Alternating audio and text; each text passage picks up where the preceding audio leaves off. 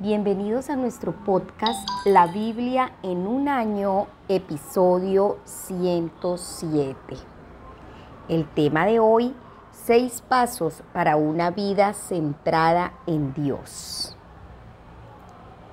Tomen nota, 6 pasos para una vida centrada en Dios.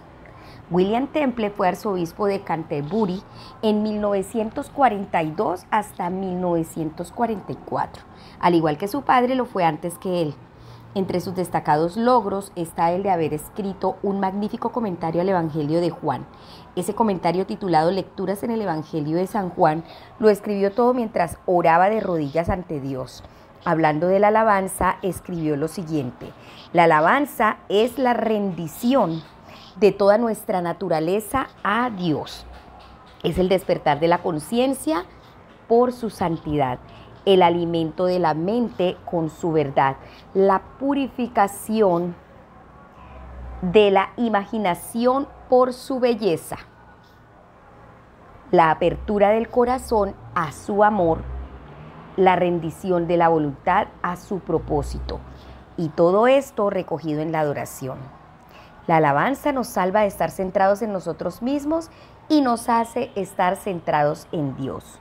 Fuiste creado para vivir en una relación con Dios. Esta tendría que ser tu prioridad número 1. Si pones a Dios primero en tu vida, vendrán todo tipo de bendiciones, porque Dios te ama y Él te advierte de los peligros de ignorar el designio de tu vida. Pero ¿qué significa llevar una vida centrada en Dios y qué pasos necesitas dar para llegar a ella? Bueno, eso es lo que vamos a estar estudiando hoy. Y para eso les invito que vayamos a Salmos 47, versículos del 1 al 9. Salmos 47, versículos del 1 al 9. Vamos a mirar los pasos, 6 pasos para una vida centrada en Dios. Bueno, vamos a leer en la PDT, versión Palabra de Dios para Todos. El gran rey de toda la tierra. Al director, canción de los descendientes de Coré. Que todos los pueblos aplaudan, alaben a Dios con gritos de alegría, porque el Señor Altísimo es temible, el gran rey de toda la tierra. Él nos ayudó a vencer a nuestros enemigos, los puso bajo nuestro control. Dios eligió nuestra tierra y nos la dio como herencia. Es el orgullo de Jacob, a quien amó. Dios subió a su trono entre gritos de alegría, el Señor con toque de trompeta. Canten alabanzas a Dios, canten alabanzas a nuestro Rey.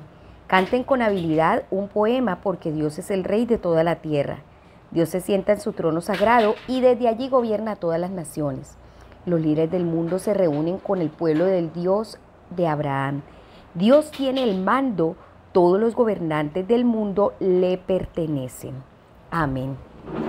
Entonces ahora vamos a ver el primer paso que podemos encontrar aquí en este texto que acabamos de leer para poder tener una vida centrada en Dios. Y el primer paso es: alaba a Dios. Has sido invitado a alabar a Dios. En este salmo, la alabanza suena muy emotiva y ruidosa. Dice: aplaudan todos, aclamen a Dios con gritos de alegría. Dios el Señor ha ascendido entre gritos de alegría y toques de trompeta. Esto también incluye cantar mucho.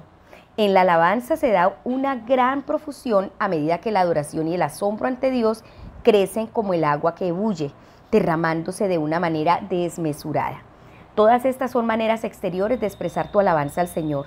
La alabanza incluso incluye el uso de las emociones para expresar tu amor, gratitud por Dios y darle honor. Como escribe Joyce Meyer, Dios nos dio las emociones para más propósitos que el de simplemente entusiasmarnos en un juego de deportes o como un nuevo automóvil. Seguro que Dios quiere que empleemos nuestras emociones para expresarle amor y gratitud. Si liberáramos adecuadamente nuestras emociones durante los tiempos de alabanza y adoración, puede que dejáramos de liberar nuestras emociones en otros momentos inadecuados. Eso sí es verdad. Si nuestras emociones están liberadas de la manera correcta, en alabando al Señor y adorándolo, cuando sean otros momentos inadecuados, nuestras emociones no van a salir a flote de manera incorrecta. Vamos a orar y vamos a pedirle al Señor que nos rinda todo nuestro ser, que hoy le rendimos todo nuestro ser y que Él toque nuestro corazón de tal manera que podamos dar este paso para centrarnos en Él, el paso de alabarle.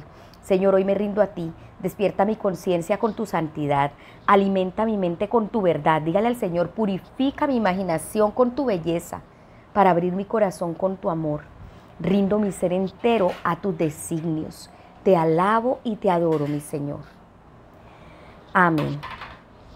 Bueno, ahora le invito que vamos a Lucas capítulo 18. Lucas capítulo 18, vamos a leer desde el versículo 1 hasta el versículo 30. Lucas 18, versos 1 al 30. Dice así: historia de la viuda insistente. Entonces Jesús les contó una historia para enseñarles que siempre deben orar y nunca perder la esperanza. Les dijo que en un pueblo había un juez que no tenía temor de Dios y tampoco le importaba lo que pensaran los demás. En ese pueblo había también una viuda. Ella insistía al juez y le decía: hay un hombre que me está haciendo daño, pido justicia. Por un tiempo el juez no quiso ayudarla, pero después se dijo a sí mismo: aunque no temo a Dios y tampoco me importa lo que piensen los demás, ayudaré a esta viuda. Si no lo hago, me seguirá molestando y me hará que la vida se me vuelva insoportable. Entonces el Señor dijo: fíjense en lo que dijo el juez injusto. ¿Acaso Dios no hará justicia a sus elegidos que claman a Él de día y de noche? ¿Se demorará en responderles? Les aseguro que Dios hará justicia rápidamente para defenderlos. Pero cuando el Hijo del Hombre venga a la tierra, encontrará aquí gente que crea en Él. Historia de un fariseo y de un cobrador de impuestos. Había unos que creían que siempre hacían el bien. Estaban tan seguros de sí mismos que menospreciaban a los demás. Jesús contó esta historia para ellos. 2 hombres fueron al templo a orar. Uno era fariseo y el otro era un cobrador de impuestos. El fariseo, puesto de pie, se puso a orar consigo mismo así: Dios, te doy gracias porque no soy como los demás. No soy como los ladrones, los injustos que cometen pecado de adulterio, ni tampoco como ese cobrador de impuestos. Ayuno 2 veces a la semana y doy 10ª parte de todo lo que adquiero. En cambio, el cobrador de impuestos, que estaba en pie a cierta distancia, cuando oró, ni siquiera levantó la vista al cielo, sino que se golpeaba el pecho para mostrar que estaba arrepentido y decía: Dios, ten compasión de mí, porque soy un pecador. Les digo que este se fue a su casa aprobado por Dios, pero el otro no, porque se cree mucho. Y el que se cree mucho será humillado, pero el que se humilla recibirá honor.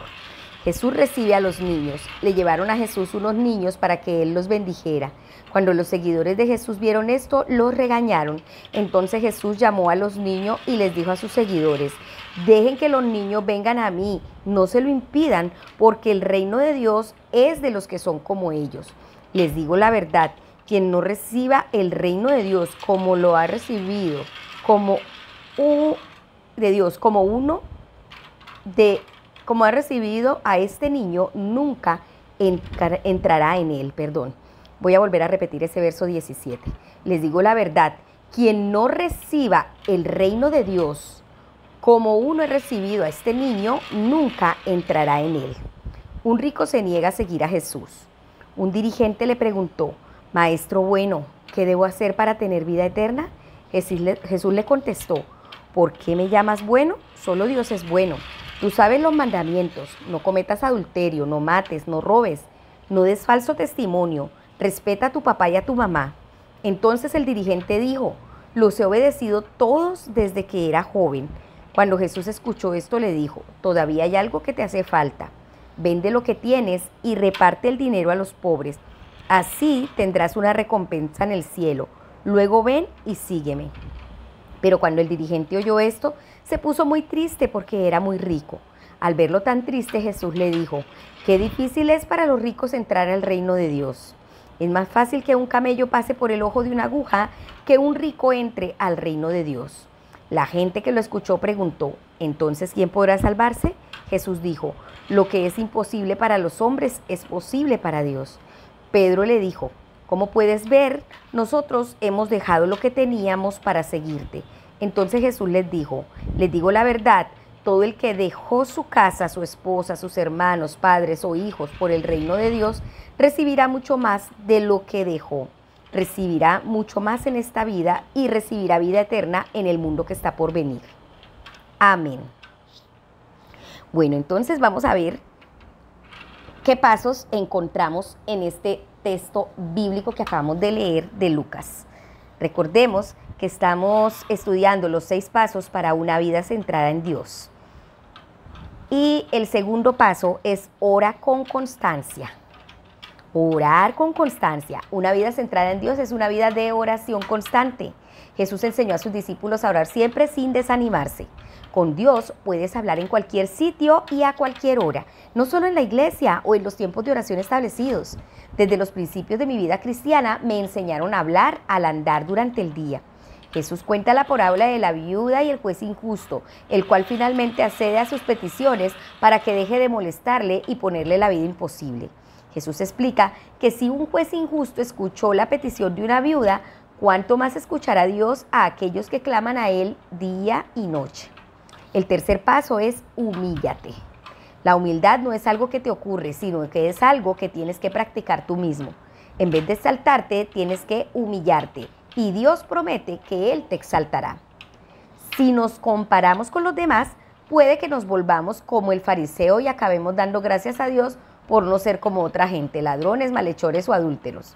El fariseo confiaba en sí mismo y se creía justo. Cayó en la trampa de confiar en su propia santidad. Si nuestras vidas están verdaderamente centradas en Dios, con nuestras conciencias despiertas por su santidad, nos compararemos con Él. Y todo lo que podemos decir es, oh Dios, ten compasión de mí que soy pecador, como lo dijo el cobrador de impuestos en el verso 13. La verdad es que todos somos pecadores y todos necesitamos la misericordia de Dios. Me resulta muy fácil leer este pasaje y dar gracias a Dios porque no soy como el fariseo, pero al hacerlo caigo en la misma trampa que Jesús está describiendo, pensar que soy más justo que los demás, en vez de reconocer mi pecado y mi necesidad de Dios. Este es precisamente el pecado del fariseo. El cuarto paso para tener una vida centrada en Dios es ser como un niño. A veces los pequeños, los niños jóvenes en una iglesia son descritos como la iglesia del futuro, pero de acuerdo con Jesús no son solo la iglesia del futuro, sino que son la iglesia de hoy. El reino de Dios es de quienes son como ellos. Jesús nos llama a hacernos como niños. Nunca nos dice que seamos infantiles en el sentido de ser simplones, sino que nos dice que seamos como niños. Ser como niños es lo opuesto a ser independientes y adultos. Los niños tienden a ser abiertos, receptivos, confiados, humildes y amorosos, así también como a perdonar. Una vida centrada en Dios es una vida de dependencia de Él como un niño.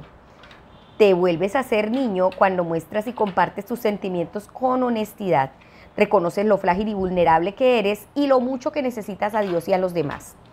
Por instinto, los niños tienden a explorar y descubrir su entorno, ni se quedan en el pasado, ni se conforman con el presente, sino que miran hacia adelante, con una curiosidad insaciable hacia el futuro, impulsados por la sorpresa y una inmensa capacidad de disfrute. Cultiva la libertad de responder instintivamente como un niño y de sentir expresar sorpresa, maravilla, amor y gozo para ir deprisa y decidido a explorar, probar y descubrir las cosas por ti mismo. Vamos a ver en este mismo texto el quinto paso para tener una vida centrada en Jesús. No hay nada más satisfactorio que seguir a Jesús. Pedro le dice a Jesús, nosotros hemos dejado todo lo que teníamos para seguirte, lo dice en el verso 28.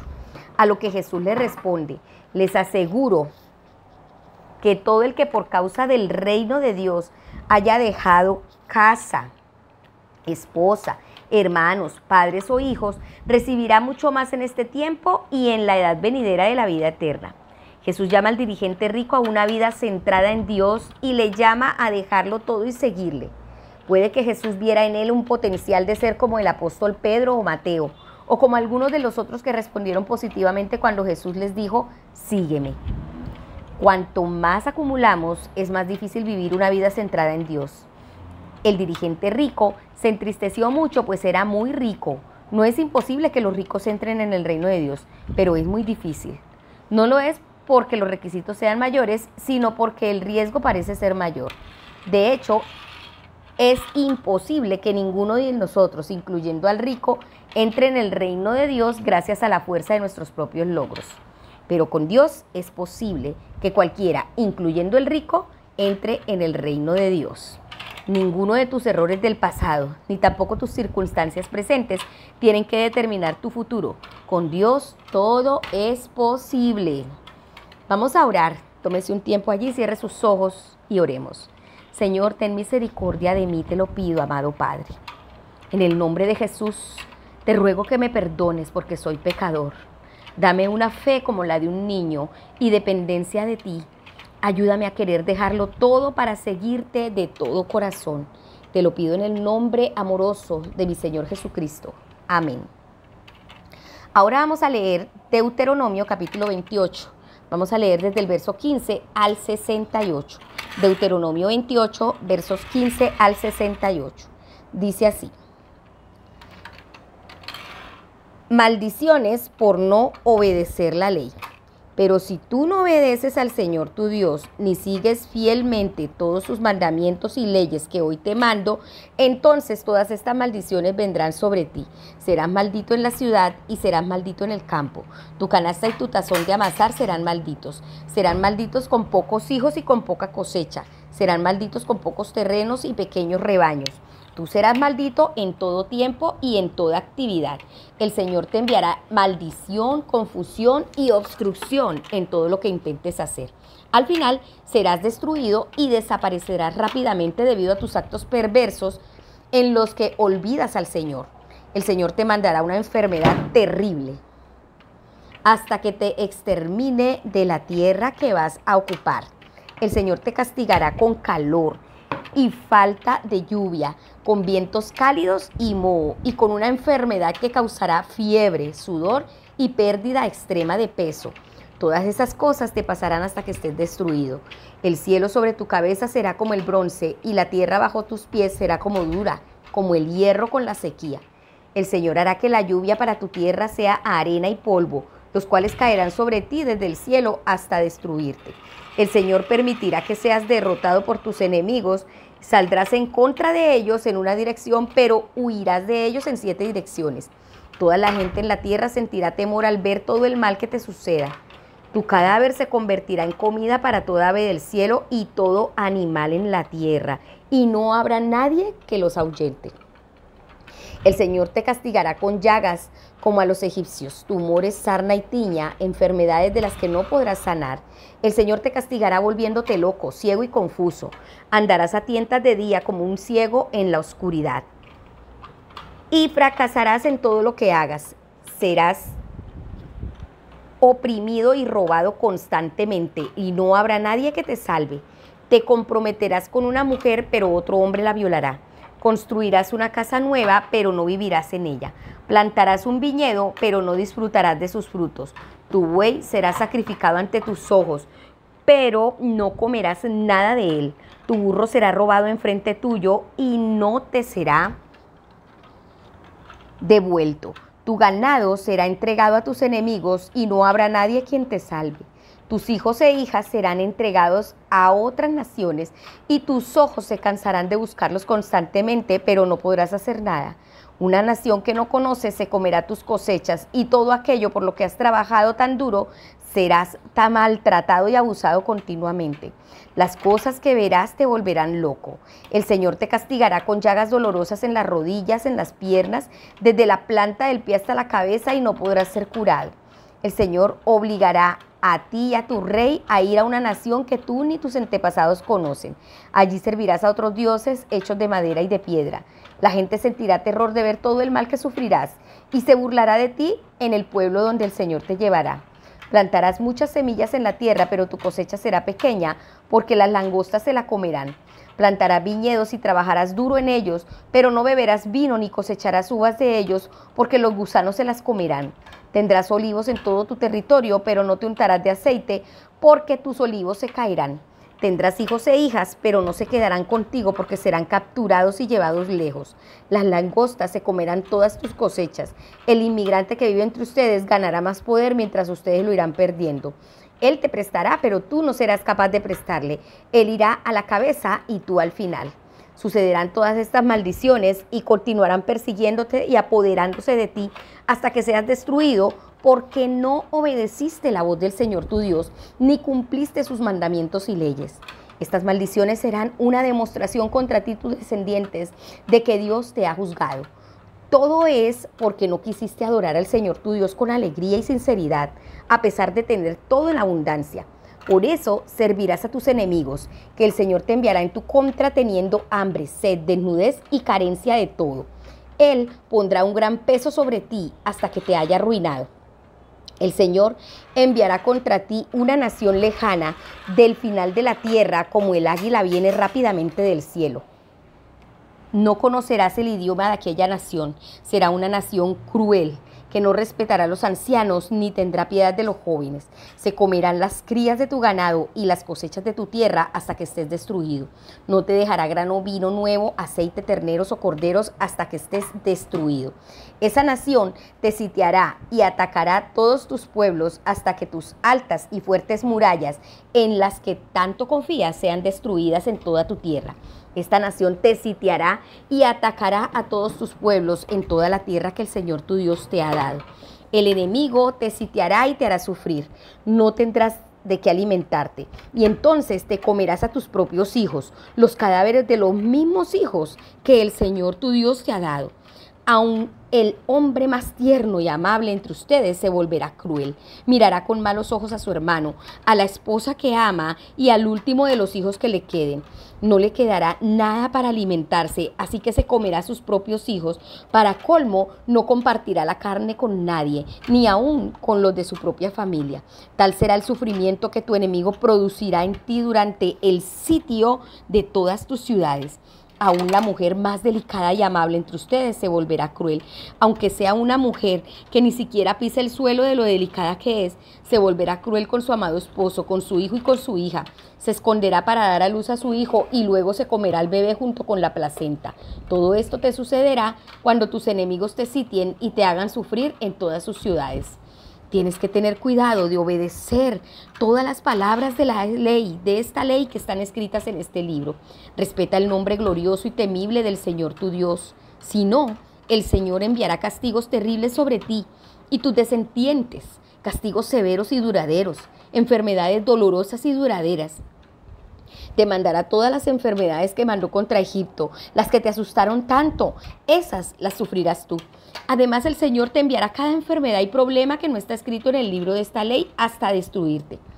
A pesar de ser tan numerosos como las estrellas del cielo, solo quedarán algunos de ustedes por no haber obedecido la voz del Señor tu Dios. Así como el Señor se ha propuesto prosperarte y multiplicarte, así el Señor se propondrá arruinarte y destruirte. Serás echado de la tierra que vas a ocupar. El Señor te esparcirá por todas las naciones de la tierra de un extremo al otro, y allí servirás a otros dioses extraños, de madera y piedra, que ni tú ni tus antepasados han conocido antes. Entre esas naciones no tendrás paz, ni habrá lugar para que descanses. La planta de tus pies, allí el Señor te dará una mente preocupada, ojos débiles y garganta seca. Tu vida siempre correrá peligro. Estarás asustado día y noche y no sabrás ni seguirás con vida. Será tanto el miedo que tendrás y las cosas que verás que dirás por la mañana, si ya atardeciera, y en la tarde dirás, si ya amaneciera. El Señor te enviará de vuelta a Egipto en barcos por el camino que te dije que no volverías a ver de nuevo. Allí ustedes tratarán de venderse a sus enemigos como esclavos, pero no habrá quien los compre. Oh Santo. Y vamos a ver el sexto paso. En este texto acabamos de leer cosas muy duras. Y el sexto paso para tener una vida centrada en Dios es servir a Dios o sirve a Dios. En este pasaje vemos las desastrosas consecuencias de no vivir una vida centrada en Dios. Desobedecer la ley, no seguir con cuidado sus mandatos y no servir al Señor También vemos las desastrosas consecuencias de esto en la propia historia de Israel. He podido ver un atisbo de algunas de las cosas que aquí se describen en mi propia vida, especialmente durante los años previos a cuando experimenté mi relación con Dios. Sobre tu cabeza el cielo será como bronce. He experimentado el sentimiento de lo que parece ser una gran separación de Dios. Vemos cómo el Señor mantendrá angustiado tu corazón. Tus ojos se cansarán de anhelar y tu corazón perderá toda esperanza. Noche y día vivirás en constante zozobra, lleno de terror y nunca seguro de tu vida. Estos versículos describen una vida que es lo opuesto de la paz y la alegría que Jesús ofrece. Sí, Señor, por eso se ve tanto en este tiempo la depresión, la ansiedad y la angustia, a causa de haberse alejado de Dios, a causa de la desobediencia. Por supuesto, desde que llegué a la fe en Cristo, no siempre he vivido una vida centrada en Dios. A veces he fallado a la hora de servir, a la hora de obedecer y seguir sus mandatos. La gran noticia del Nuevo Testamento es que Jesús nos ha rescatado del castigo merecido y las maldiciones que de no habernos rescatado hubieran recaído sobre nosotros. Cristo nos rescató de la maldición de la ley y al hacerse maldición por nosotros. Eso lo vemos en Gálatas 3:13. Vamos a orar y a darle gracias al Señor por su inmensa misericordia y la bondad que nos ha dado, dándonos también el privilegio de obedecerlo, de amarlo y de servirle. Amado Señor, quiero darte muchas gracias porque moriste en mi lugar. Gracias, amado Padre, por enviar a Jesucristo a morir por mí en la cruz. Gracias, amado Jesús, por pagar la deuda por mí. Gracias, Señor, porque tomaste mi lugar para que yo pudiera ser perdonado y librado de las consecuencias que merezco. Gracias porque me has llamado a una vida centrada en Dios. Ayúdame, Señor, a alabarte de todo corazón y a servirte con gozo y alegría, así como a obedecerte y a seguirte siempre. Amén. Vamos ahora a leer el comentario de la pastora Pipa. La pastora Pipa dice lo siguiente, tomando Lucas 18 del 1 al 8. Ella dice, tras leer la parábola de la viuda insistente, miré atrás recordando algunas oraciones de petición que he hecho y aún no han sido respondidas. Creo que redoblar mis esfuerzos y no rendirme es lo que tengo que hacer. Así es, no podemos rendirnos, no podemos dejar de orar, porque el Señor en su misericordia nos va a responder conforme a su perfecta y santa voluntad. Bueno, espero que este devocional haya sido de gran bendición para sus vidas y que no olvidemos los 6 pasos para una vida centrada en Dios. Recordemos, alabar a Dios todo el tiempo, orar con constancia, humillarnos delante de Dios, ser como niños, seguir a Jesús y por último, servir a Dios. Bueno, recordemos que este devocional fue escrito por el pastor Ricky Gumbel de la iglesia HTV en Londres y la voz de este podcast es de Marisol Rojas. Que el Señor les bendiga.